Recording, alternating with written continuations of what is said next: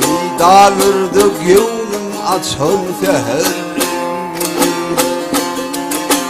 Hanalımdan mehrim yaptım meydanır, bereketten kanıp içir seher.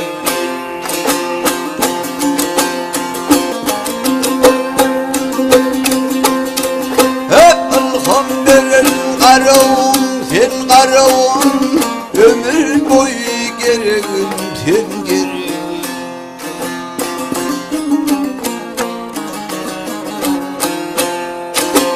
Şomu bağlı yüreğim,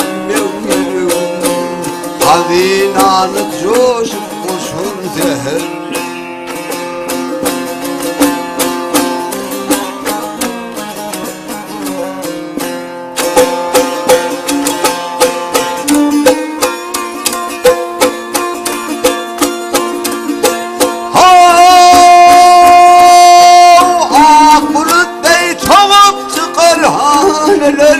Sana versin baktım yadigarlar.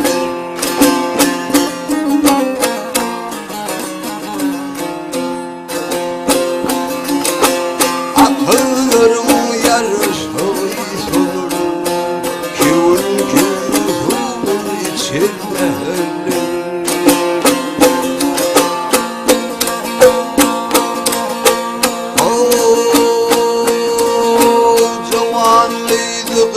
Zamanı hayırlısın, verirdir hayırsındır kaybısın.